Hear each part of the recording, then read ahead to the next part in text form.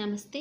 ఈ వీడియోలో మనం शिक्षा मनोविज्ञान की प्रकृति और शिक्षा मनोविज्ञान के उद्देश्य के बारे में जानेंगे। ముందుగా शिक्षा मनोविज्ञान की प्रकृति నేచర్ ఆఫ్ ఎడ్యుకేషనల్ సైకాలజీ అంటే ఎడ్యుకేషన్ సైకాలజీ యొక్క స్వభావం। शिक्षा मनोविज्ञान अपनी खोजों के लिए वैज्ञानिक विधियों का प्रयोग करने के कारण शिक्षा मनोविज्ञान की प्रकृति वैज्ञानिक मानी जाती है। విద్యా మనోవిజ్ఞాన శాస్త్రము తన పరిశోధనల కొరకు శాస్త్రీయ పద్ధతులను ప్రయోగించిన కారణంగా ఈ విద్యా మనోవిజ్ఞాన శాస్త్రం యొక్క స్వభావము శాస్త్రీయమైనదిగా చెప్పబడుతోంది। यह वैज्ञानिक विधियों का प्रयोग करने के बाद उनसे प्राप्त होने वाले निष्कर्षों के आधार पर शिक्षा की समस्याओं का समाधान करता है और छात्रों की उपलब्धियों के संबंध में भविष्यवाणी करता है। शिक्षा मनोविज्ञान शास्त्रము విద్యా మనోవిజ్ఞాన శాస్త్రము శాస్త్రీయ పద్ధతులను ప్రయోగించిన తరువాత దాని నుంచి వచ్చినటువంటి ఫలితాల ఆధారముగా ఎడ్యుకేషన్లో వచ్చినటువంటి సమస్యలకు సమాధానాలు ఇవ్వడంతో పాటుగా ఈ పిల్లల యొక్క విద్యార్థుల యొక్క విజయాలకు సంబంధించినటువంటి భవిష్యవాణిని కూడా ఇది చెప్పడం జరుగుతుంది।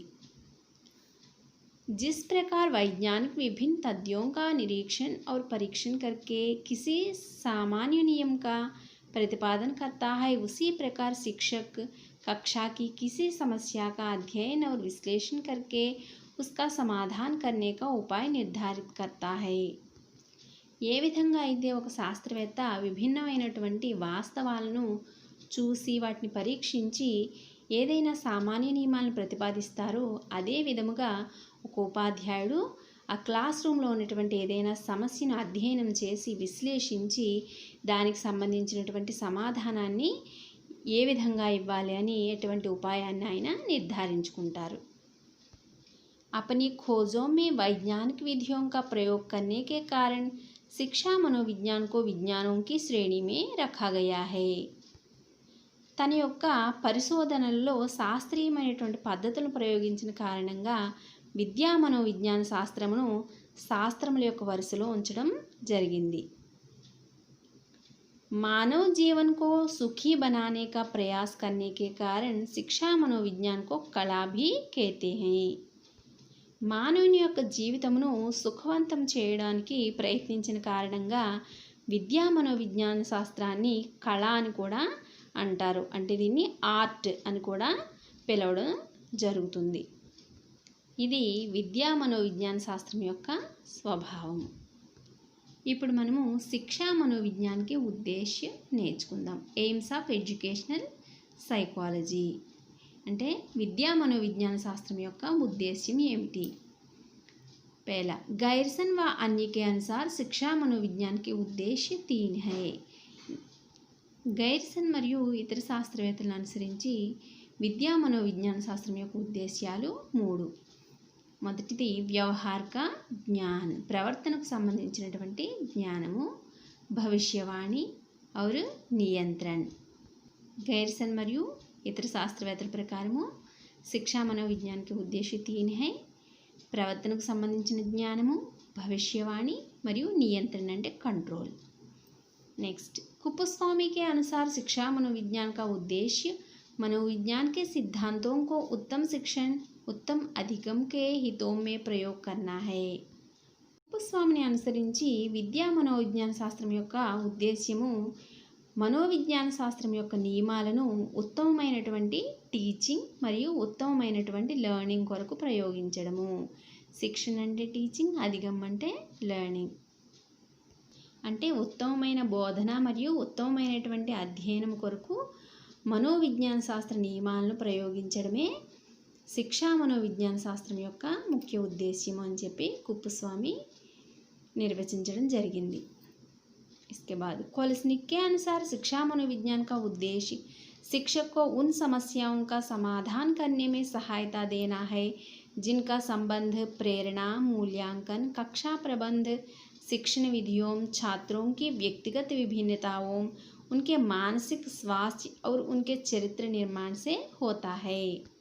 कोलस्निक्ని అనుసరించి విద్యా మనోవిజ్ఞాన శాస్త్రం యొక్క ఉద్దేశ్యము టీచర్కి ఏవైతే సమస్యలు ఎదురవుతాయో ఆ సమస్యలకు సమాధానం ఇవ్వడంలో సహాయపడము అంటే దేనికి సంబంధించి పిల్లవానికి ప్రేరణ ఇవ్వడము మరియు పిల్లవాడు ఏం నేర్చుకున్నాడు, అతను ఎంతవరకు దాన్ని ప్రజెంట్ చేయగలడు, మూల్యాంకన్. అదేవిధంగా క్లాస్ రూమ్ ఏ విధంగా మనము తయారు చేసుకోవాలి, అదేవిధంగా టీచింగ్ మెథడ్స్, అలాగే పిల్లల యొక్క వ్యక్తిగత తేడాలు మరియు మానసిక ఆరోగ్యము మరియు పిల్లవాని యొక్క క్యారెక్టర్ ఏ విధంగా నిర్మాణం చేయాలి, వీటి గురించినటువంటి సమస్య సమాధానాలలో సహాయం చేయడమే విద్యా మనోవిజ్ఞాన శాస్త్రం యొక్క ఉద్దేశ్యం అని చెప్పి కొలస్నిక్ నిర్వచించడం జరిగింది.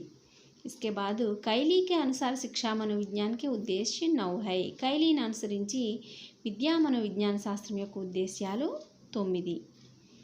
नेक्स्ट स्किनर ने शिक्षा मनोविज्ञान के उद्देश्यों को 2 भागों में विभाजित किया है. स्किनर విద్యా మనోవిజ్ఞాన శాస్త్రం యొక్క ఉద్దేశ్యాలను 2 భాగాల్లో విభజించడం జరిగింది. पहला सामान्य उद्देश्य, दूसरा विशिष्ट उद्देश्य.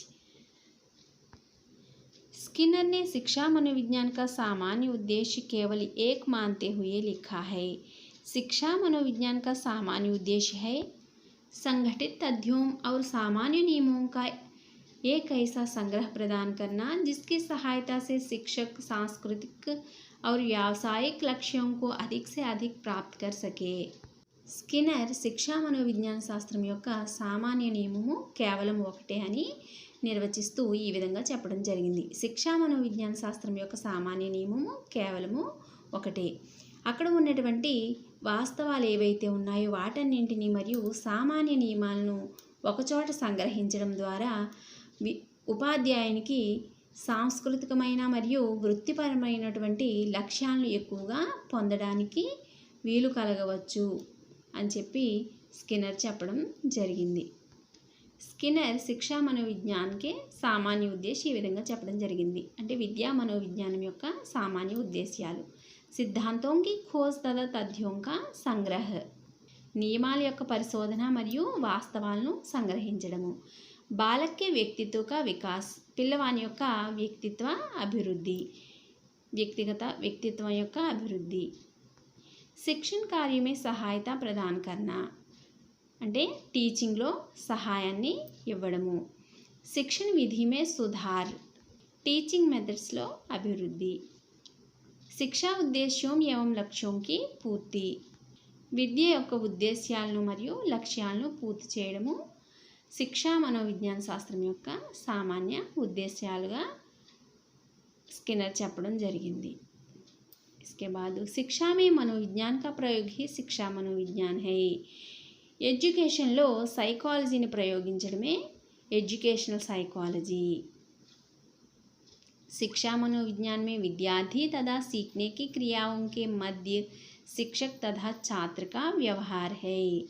शिक्षा मनोविज्ञान में एजुकेशनल సైకాలజీలో స్టూడెంట్ మరియు सीखने की क्रियाओं के मध्य అంటే పిల్లవాడు మరియు నేర్చుకునేటువంటి పనుల మధ్యన టీచర్ మరియు పిల్లవాని యొక్క ప్రవర్తన ఉంటుంది.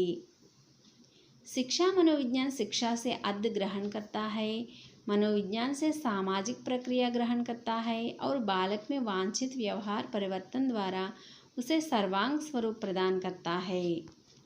విద్యా మనోవిజ్ఞాన శాస్త్రము ఎడ్యుకేషన్ నుండి మీనింగ్ని గ్రహిస్తుంది, అదేవిధంగా సైకాలజీ నుండి సామాజిక ప్రక్రియను గ్రహిస్తుంది. ఆ విధంగా పిల్లవాడిలో కావలసినటువంటి ప్రవర్తనలో వచ్చినటువంటి మార్పు ద్వారా అతనికి పూర్తి స్వరూపాన్ని ప్రదానం చేస్తుంది. శిక్షా మనోవిజ్ఞాన్ కా సంబంధ మానవీయ క్రియాओं से है. విద్యా మనోవిజ్ఞాన శాస్త్రం యొక్క సంబంధము మానవుని యొక్క పనులతో కలిగినటువంటి సంబంధము, అతను ఏవైతే క్రియలు చేస్తాడో వాటికి గల సంబంధము एजुकेशन साइकोलॉजी तो కలిగి ఉంటుంది. शिक्षा मनोविज्ञान एक व्यावसायिक विषय के रूप में विकसित हुआ है. విద్యా మనోవిజ్ఞాన శాస్త్రము ఒక వృత్తిపరమైనటువంటి విషయముగా అభివృద్ధి చెందడం జరిగింది. ఇక్కడి వరకు మనము విద్యా మనోవిజ్ఞాన శాస్త్రం యొక్క స్వభావాన్ని, దాని యొక్క ఉద్దేశ్యాన్ని నేర్చుకున్నాం. మరొక విషయాన్ని మనం వేరొక వీడియోలో నేర్చుకుందాం. ఈ వీడియో మీకు నచ్చినట్లయితే లైక్ చేయండి, షేర్ చేయండి, సబ్స్క్రైబ్ చేసుకోండి. మీ సూచనలు, సలహాలని కామెంట్స్ రూపంలో తెలియజేయండి. ధన్యవాదాలు.